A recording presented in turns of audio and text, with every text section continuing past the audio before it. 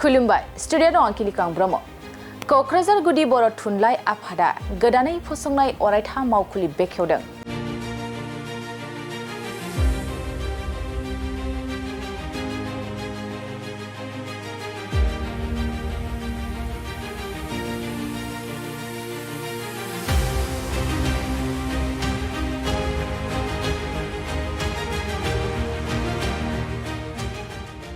इं 1990 मायथाइयाव गायसननाय क'क्राझार गुदि बर' थुनलाइ आफादा गोलाव सम गावनि मावखुलि गैयालासेनो खामानि मावबोबाय थानायनि देग्लाय गावनि अरायथा मावखुलि मोनफुंनो हादों।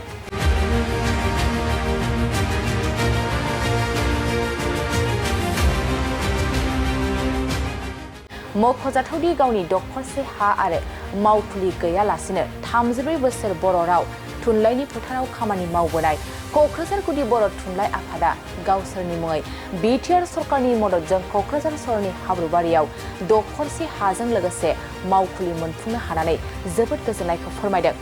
लोगोसे आथिखाल बिटिआर सरकारनि गाहाय मावफुं सोद्रोमा प्रमद बर' एमएलए लरेन्स इस्लारिजों लोगोसे बिटिआरनि इएम रनजित बसुमतारीखौबो साबायखर होदों। दिनै फुंबिलिनि समाव गोदानै मोननो हानाय क'क्राझार गुदि बर' थुनलाइ आफादनि बे अरायथा मावखुलिखौ इउपिपिएल आइजो गांखंनि आफादगिरि एबा क'क्राझार मिउनिसिपाल बर्डनि मासिगिरि प्रतिभा ब्रह्मआ बेखेवनानै होयो।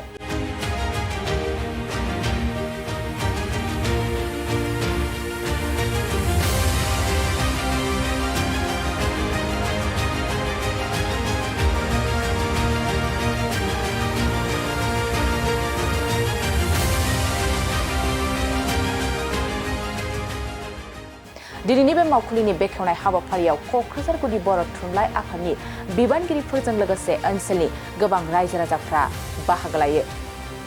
दिनै जोबोद गोजोननायनि सान नैबे जोङो हाब्रुबारि वार्ड नाम्बार 8 बाहाय दिनैयै क'क्राझार गुदि बर' थुनलाइ आफादनि मावखुलि अफिस बेखेवनाय जादों आरो जोबोद गोजोननाय मोनदों आरो बे बेखेवनायनि खाफालखौ आं मोननानै जोबोद गोजोननाय मोनदों आरो आङो आंनि हामलायनायखौ बावदों आरो जोंनि बाहाय जेसेबां क'क्राझार गुदि बर' थुनलाइ आफादनि जेसेबां जोंनि सोद्रोमा बिथांमोन दङ आफादगिरिजों लोगोसे गाहाय नेहाथारिजों लोगोसे जेसेबां सोद्रोमा बिथांमोन दङ बिथांमोनखौ आङो हामलायनाय बावो आरो साबायखर बावो। आङो जोबोद माने गोजोननाय मोनदों आरो फैगौ समावहाय नैबे मावखुलि बा नैबे अफिसावहाय जोंनि बर' साहित्य सभा प्राइमारि कमिटि नैबे क'क्राझारनि प्राइमारि कमिटिया बाहाय मोजाङैनो थुनलाइनि बा सोरजिनायनि खामानिया मोजाङैनो मोजां जागोन आरो बयखौबो थुलुंगा होगोन। नैबे एरिया बा जोंनि क'क्राझार प्राइमारि बर' साहित्य सभानि कमिटि जानानै जोंनि नैबे एरिया ओनसोलनि मानसिफोरखौ नैबे जोंनि क्रिएटिभ एक्टिभिटिस बा जोंनि सोरजिलु थुनलाइ दानाय सोरजिनाय बा बर' समाजखौ मोजाङै गोख्रों खालामनायाव थुलुंगा होगोन होननानै माने बिथांमोनखौ आङो माने गोसो गोरबोनिफ्राय मिजिंथियो माने मावफुंनो हागोन होननानै आङो मिजिंथियो आरो फैगौ समावहाय जोबोद जोंनि समाजनि थाखायबो गोख्रों समाज दानायावबो नैबे अफिसा माने बिबानखौ लागोन होननानै आं सानो आरो बिथांमोनखौ आरो आं फिन फिरिगासे हामलायनायखौ बावो आरो जोंबो जेब्लाबो थाबाय थागोन आरो नैबे माने समायना जाथों जाहाथे नैबे जोंनि क'क्राझार गुदि बर' थुनलाइ आफादा समायना जाथों बेखौबो जोङो जयै जयै मावलायलायगोन आरो जाहाथे बयनिबो नोजोर बोनो हायो बेखौबो जोङो मावलायलायगोन आरो जाहाथे फैनानै बाहाय बयबो मोनसे माने गोसो गुदुङै फैनानै जोंनि नैबाहाय थुनलाइ सोरजिनाय समाज दानायाव जाहाथे माने आवगायबोयो बेखौ मिजिंथियो आरो बयनिबोसिम खावलायो। गोजोन्थों। गिबियाव आङो नोंथांमोन माने मिडियाखौ आङो साबायखर बावनायजों लोगोसे आंनि क'क्राझार गुदि बर' थुनलाइ आफादनि बिबानगिरि बिथांमोन आरो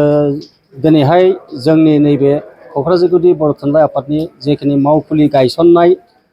बेखेवनाय हाबाफारियाव नुजाथिफैनो हानाय आङो साफ्रोमनिसिमबो आंनि फुंबिलिनि गोथौ गोसारनि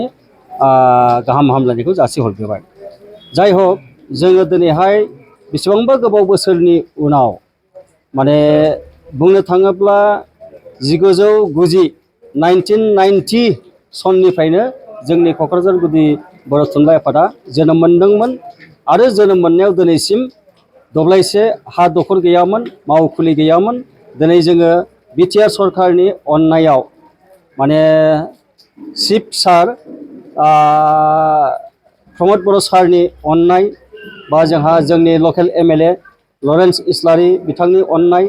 आरो जाय माने बर्थमान हाग्रा बिफाननि इएम मुस्रि रन्जित कुमार बसुमतारी बिथांमोननि अननायाव दिनै जोङो नैबे जोंनि क'क्राझाराव थानाय हाब्रुबारि रेभिनिउ भिलेजाव थानाय गोजाम मोनसे साम्पाबती इरिगेसन प्रजेक्ट बिनि गोजाम न'खौ जोङो जिहेतुके सरकारनि आखायाव दङखाय बिथांमोननिसिम आर'ज बिलाइ गथायनानै बिथांमोनहा अननायनि गेजेरजों जोंनो दिनै दखरसेब्लाबो हा दब्लायसे जोंनो होदों आरो बे होनायखौनो जोङो दिनैहाय नाजावनानै लादों आरो दिनै जोङो गोसो गोथारै जोंनि माखासे गोजाम जोंनि बैसोगोरा बिथांमोनखौबो हांख्रायहरनायनि गेजेरजों बा जोंनि जेनोखि आफादनि मावसोम हान्जा बिथांमोननि नाजानायनि गेजेरजों जोङो दिनैहाय जयगाहुति होनानै जोंनि मावखुलिखौ दिनैहाय बेखेवदों। नोंथांमोनखौ बिनि थाखाय जोङो खावलायहरदों आरो नोंथांमोननि गेजेरजों आङो बर्थमाननि जे जोंनि बिटिआरनि सरकार बिथांमोनखौ खावलायहरनो लुबैदों बिथांमोनहा जाहाथे आरोबाव जोंनि नैबे मावखुलि बेखेवनायखौ गोग्गोमै जोंखौ मदद होबावो बिनि थाखाय आङो खावलायहरदों। जोंहा गोबां थांखि दङ जे जोंनि क'क्राझार गुदि बर' थुनलाइ आफादा दिनै जोङो बेवहाय खालि अफिसबोल' जोंनि अफिसबोल' नङा, बेवहाय जोङो मोनसे लिटारेरि मोनसे हल बेनि थाखायबो जोङो मोनसे थांखि दैखांनाय जोंहा दङ। जोङो बेखिनिखौ जोङो मावलांगोन आरो ओरैबायदि मावलांगोन जोङो जुदि जोंनि साफ्रोमबो जोंनि बिटिआर बासिनि अनगायै सारा आसामनि जेखि थुनलाइयारि आइमोनखौ जोङो बरायगोन आरो बिथांमोननि जेनोखि मदद बिथांमोननि जेनोखि साननाय बेफोरखौ लानानै जोङो बेवहाय जुथुमनाय सावरायनाय बेवहाय जोङो जायगा होगोन होननानै जोंहा मिजिंथिदों। दा बेबादिनो जोङो दिनैनि नोंथांमोननि गेजेरजों जोंनि सरकारखौ जाहाथे उननि समावहाय जोंखौ जेब्लायबो जायखि सरकार फैया मानो जोंनि फारसे नोजोर होबाय थायो बा जोंबो बिथांमोनखौ नोजोर होगोन बेखिनिखौ आङो आर'ज गाबहरदों आरो बेखिनिखौनो आङो दिनैहाय आंनि क'क्राझार गुदि बर' थुनलाइ आफादनि आफादगिरि जानानै नोंथांमोननिसिम आङो दिनै रोजा रोजा साबायखर बावनायनि गेजेरजों रायजो राजाफोरखौ खुलुमहरनायनि गेजेरजों जोंनि बिटिआर सरकारखौ गाहाम हामलायनाय जासिहरनायनि गेजेरजों बेखिनिखौनो आङो बुंबाय। गोजोन्थों।